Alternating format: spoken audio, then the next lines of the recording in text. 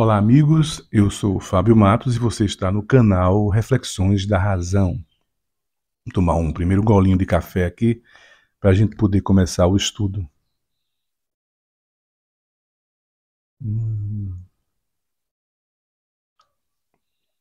Eita, como sempre, quente, feito nas brasas do inferno esse aqui, viu? Esse aqui é o bom, para a gente refletir.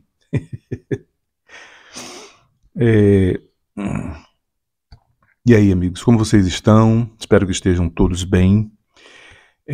O vídeo de hoje, eu já vou logo dizendo que vai ser um pouco longo, né? Que é um vídeo de estudo bíblico, né? Mas eu acredito que vai ser muito bom. Eu já tinha feito até já fiz até um vídeo sobre isso, né? Sobre a mentira de Deus, né? Que foi Peguei Deus na Mentira, o nome desse vídeo, há um tempinho atrás. Mas aí me chegaram mais reflexões, né? E eu encontrei mais alguma coisa pela frente, né? E eu digo, eu vou fazer um vídeo mais completo dessa vez, né? Vai ficar um pouco maior. Mas para quem gosta do assunto, vai ser muito bom, né? E eu vou primeiro recordar, né? Quem não lembra, quem não viu aqui meu primeiro vídeo chamado Peguei Deus na Mentira, ou Pegando Deus na Mentira, né? Onde numa passagem bíblica, a gente pega Deus mentindo ou inventando a mentira, né? E ainda fazendo com que um profeta seu minta. Essa passagem ela está no livro de 1 Samuel, capítulo 16, no versículo 1, que diz assim: Davi é ungido rei. O Senhor Deus disse a Samuel: Até quando você vai continuar a ter pena de Saul? Eu não quero mais que ele seja o rei de Israel. Encha um chifre com azeite e leve com você. Depois vá a Belém, até a casa de um homem chamado Jessé, pois eu escolhi um dos filhos dele para ser rei. Aí vem o segundo versículo que diz o seguinte: Como posso fazer isso? Respondeu Samuel. Se Saul souber disso, ele me mata. O Senhor Deus respondeu: Leve um bezerro e diga que você foi lá para oferecer um sacrifício ao Senhor. Veja o que é que Deus responde aqui, né? Depois que Samuel indaga a ele que poderia ser morto pelo rei Saul, né? Claro, o cara vai na casa e vai fazer um conchavo, né? Para ungir um novo rei. O rei na época era Saul, né? E os reis eram sanguinários naquela época, né? Aí Samuel fica preocupado. Samuel, profeta de Deus, né? E diz que se Saul souber, vai matá-lo, com certeza, né? Aí Deus sai com essa, né? Leve um bezerro e diga que você foi lá para oferecer um sacrifício ao Senhor. A gente vê aqui, amigos, claramente Deus sendo o pai de uma mentira, né? A gente sabe que quem é o pai da mentira é o diabo, né? Mas aqui a gente vê Deus sendo o pai desta mentira aqui, né? Ele inventa, ele cria essa mentira e ainda manda que um profeta seu minta, né? Veja bem, o profeta, ele não podia mentir. O profeta, a Bíblia diz que, para você saber quem era realmente profeta de Deus, porque tem muitos profetas lá naquela época, né? Segundo os relatos bíblicos, né? Então eles mesmos dizem, para saber quem eram os profetas de Deus, eles tinham que estar falando a verdade.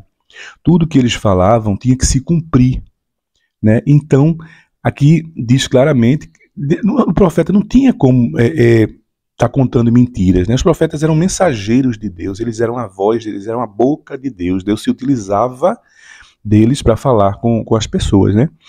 Então, assim, para as pessoas terem certeza de que eles estavam falando a verdade, aquelas coisas tinham que se cumprir, né? Então, assim, Deus não podia estar mandando mentiras, né? Os caras falarem mentiras, porque eles iam perder a credibilidade entre as pessoas. E ainda mais que a Bíblia diz que Deus não é homem para mentir, né? Isso é uma passagem que todo mundo conhece, né? Muitas pessoas, a maioria das pessoas conhece e existe até músicas falando sobre isso, né? Que Deus que não é homem para mentir, realmente ele não deveria, e foi uma mentira assim desnecessária, totalmente desnecessária, porque Deus podia muito bem ter protegido, né, o profeta Samuel, caso o rei Saul viesse tentar contra a vida dele, né? Deus todo-poderoso, forte, né? Não seria nada difícil para ele, né? Ele proteger a vida de Samuel. E ainda mais que a gente tem uma passagem aqui que eu vou ler para vocês que ele podia ter feito isso. Essa passagem ela se encontra em 2 Reis, capítulo 1. Eu vou resumir aqui a história para vocês, né? Que o rei Acasias ficou no lugar de Acabe, ele caiu do terraço, ele levou uma queda do terraço e ficou muito doente, né? Então ele pediu para que alguns mensageiros fossem consultar o deus Baal para saber se ele ia sarar ou não. E aí Deus, né, o Deus de Israel, ficou muito zangado com isso, ficou muito perturbado com isso, né? E mandou uns anjos dizer aos mensageiros dele que, por que Deus mandou consultar Baal, né? Se tem eu aqui, né? Ele não conhece o rei de Israel, por acaso ele não me conhece. Né? E Deus ficou muito zangado com isso, né? E aí mandou dizer que não, ele não diga a seu rei que ele não vai se curar, né? Ele vai morrer. Aí os mensageiros voltaram e disseram ao rei, né, que a mensagem que ele tinha dito, através de Elias, do profeta Elias. Aí vejam o que aconteceu. Aí o rei mandou um oficial que fosse com 50 soldados prender Elias. Aí o oficial encontra Elias sentado no alto de um morro e diz para ele que, homem de Deus, o rei mandou você descer daí. Elias respondeu, se eu sou um homem de Deus, que venha fogo do céu e mate você e seus soldados. No mesmo instante desceu fogo do céu e matou o oficial e os seus soldados. Veja, era essa atitude que eu esperava de Deus, né? Nessa outra história que eu acabei de ler para vocês, onde Deus preferiu usar da mentira para salvar Samuel. Era esse tipo de atitude. Deus tão poderoso simplesmente mandou fogo e matar os soldados que iriam prender, né, o profeta Elias. O mesmo ele não fez com Samuel. É estranho isso, né? Isso ele faz por 3 vezes. O cara volta, fala para o rei manda de novo, aí a história se repete por 3 vezes. Deus manda fogo por 3 vezes para proteger o profeta Elias. Né? E eu acho estranho. Eu achava, quando eu estava lendo essa história pela primeira vez, eu achava que fosse acontecer isso. Né? Que Deus ia, de uma forma miraculosa, proteger. Mas não foi o que aconteceu. Né? Não foi o que aconteceu. Deus preferiu usar a arma do diabo. Né, que os crentes dizem que a arma do diabo é a mentira, né, para poder proteger o profeta Samuel. Eu até conversei, né, com um crente, né, numa estação de metrô, né, e vamos ouvir o que foi que ele disse, né? O que eu entendo disso aí? Você não entende que Deus mentiu aí não, mandou Samuel mentir não. Ele não ia fazer sacrifício nenhum, ele apenas ia dizer, olha, nos filhos de Jessé, você vai escolher o novo rei. Aí Jessé disse, se eu fizer isso, Senhor, Saul, que é o rei, vai me matar. Aí Deus disse, então pega uma vaca aqui, um bezerro, e diz que vai fazer um sacrifício. Eu não entendo que isso é uma mentira, não. Você entende o que disso aí? Eu entendo que Deus, ele age do jeito que ele quiser na vida do homem. E que aonde ele enviar, o homem vai executar a sua obra como ele mandar. Deus, ele age do jeito que ele quiser na vida do homem. Primeiro, ele admite que não houve mentira ali, claro, né? Que ele não ia dizer que o Deus dele mente, né? De jeito algum. Eu esperava já uma resposta dessa. Mas veja que logo em seguida, ele admite, porque ele diz que Deus age da forma que ele quer. Né? Então, Deus agiu de forma mentirosa. Ele achou por bem ali se utilizar da arma do diabo, como eu já disse a vocês, né? Da arma do diabo para proteger Samuel. Então é uma admissão, não tem como você dizer que aquilo não é uma mentira, né? Ele até veio me dizer depois que mas o sacrifício foi feito. Eu disse, foi, o sacrifício foi feito, mas foi um sacrifício desnecessário, né? Porque o texto é bem claro que diz que ali que o Deus só fala nesse sacrifício depois que Samuel o indaga sobre que o rei Saul podia matá-lo, né? Parece que Deus não ia falar nada sobre sacrifício, coisa nenhuma, né? Aí quando Samuel se mostra preocupado, né, em ser morto por Saul, é que Deus vem com essa de dizer para ele levar um boi, né, para ser sacrificado, para fazer, diga que vai fazer um sacrifício. Quer dizer, não diga que você vai ali para ungir um novo rei, né? Você diz que vai dizer fazer um sacrifício. O sacrifício é feito, mas como eu disse a ele, é um sacrifício, como todos os sacrifícios, em vão. A morte de um animal foi em vão ali, né? E aí a gente vê a importância que Deus dá para o sacrifício animal, não tem importância nenhuma, né? A morte de um animal, a vida de um animal não tem importância nenhuma para esse Deus, né? É tanto que ele foi mais um que foi sacrificado, né? A pedido dele mesmo. Ele sacrificou um animal para ele mesmo. Então, resumindo, né, a gente vê ali que Deus se utiliza de uma mentira. E aí eu continuando lendo as páginas da Bíblia, né, eu encontro essa história aqui bem interessante que eu vou narrar para vocês agora. Ela se encontra no livro de 1 Reis, no capítulo 22, que diz que durante os 2 anos seguintes houve paz em Israel e Síria, e a Síria, né? Mas no 3º ano, Josafá, o rei de Judá, foi visitar o rei Acabe de Israel. Acabe perguntou aos seus oficiais por que é que nós não fizemos nada para tomar de volta do rei da Síria a cidade de Ramote-Gileade. Vocês sabem que aquela cidade é nossa. Então ele perguntou ao rei Josafá: você vai comigo atacar Ramote? Josafá respondeu: quando você estiver pronto para a batalha, eu também estarei, e assim também os meus soldados e a minha cavalaria. Mas primeiro vamos consultar a Deus, o Senhor. Aí Acabe mandou chamar os profetas, que eram uns 400, prestem atenção nesse detalhe, eram 400 profetas que o rei Acabe mandou consultar para saber se eles iam vencer ou não a batalha, né? Então, ele perguntou assim: devo atacar a cidade de Ramote ou não? Aí eles responderam: ataque, pois Deus lhe dará a vitória. Os 400 profetas de Deus foram enfáticos em dizer que pode atacar.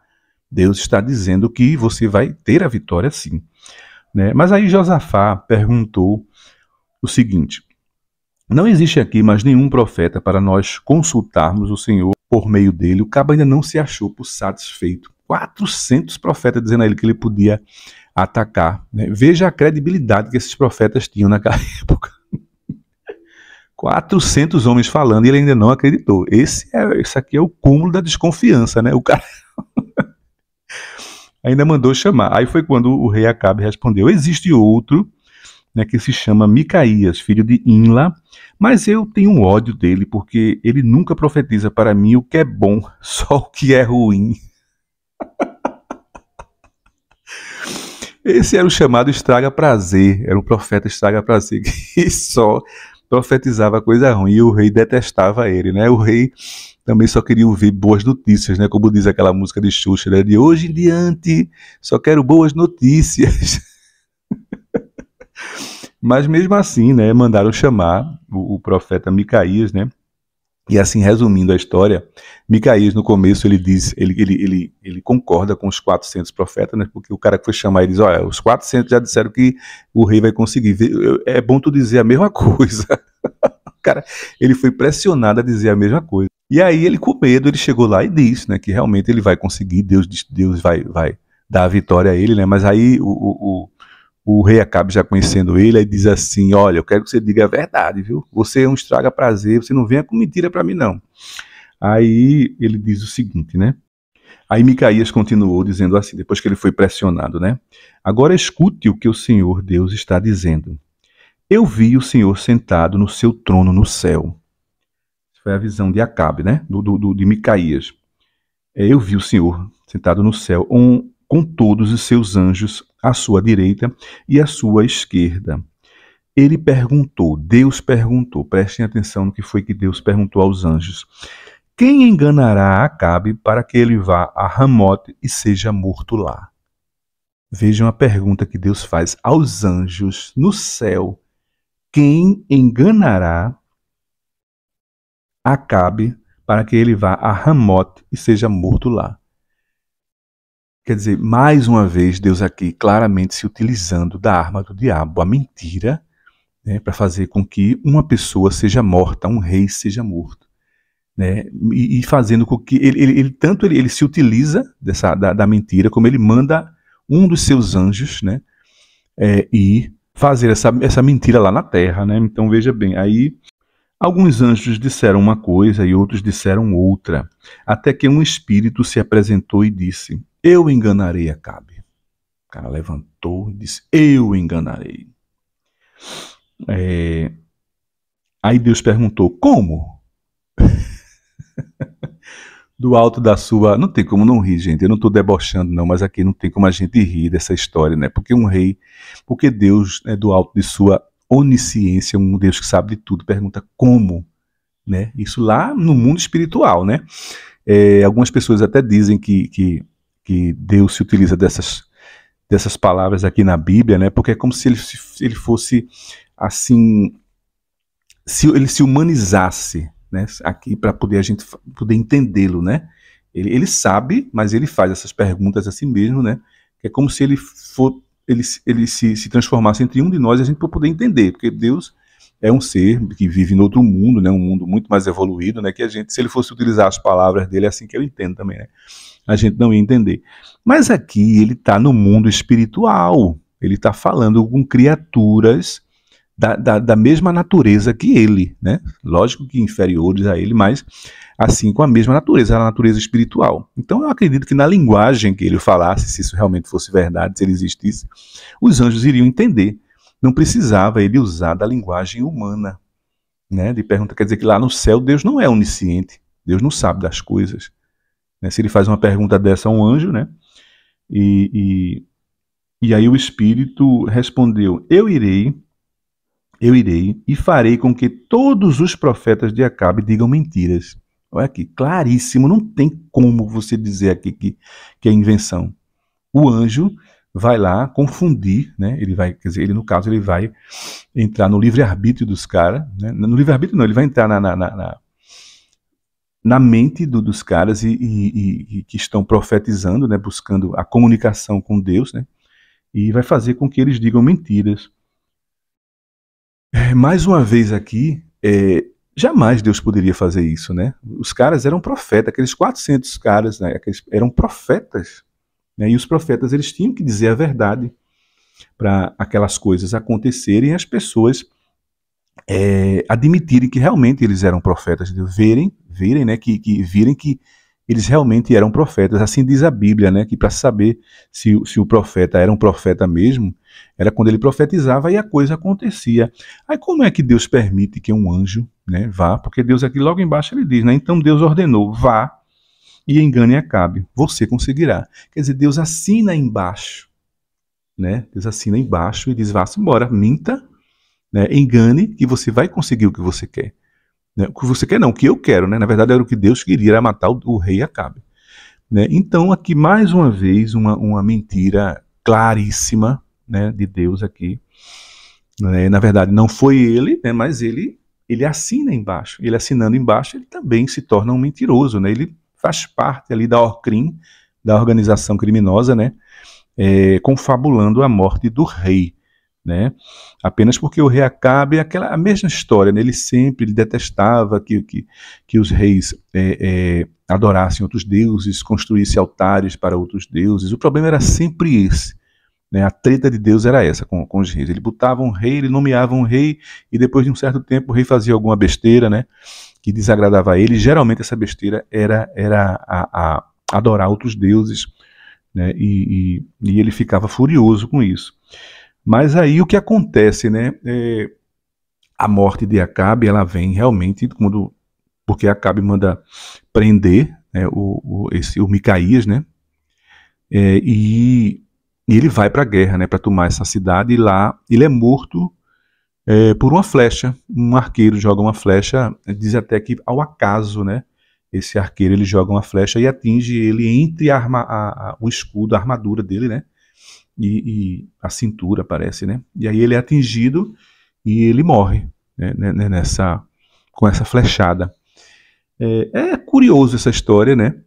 Porque Mais uma vez a gente pega Deus aqui na mentira. Como eu disse a vocês, não foi ele quem inventou a mentira, mas ele assinou embaixo, né, a mentira que um anjo, né, um espírito, na verdade, diz que é um espírito que tinha lá no céu.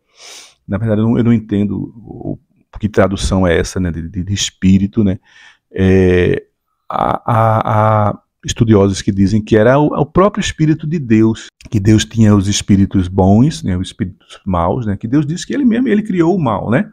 Ele mesmo cria o mal.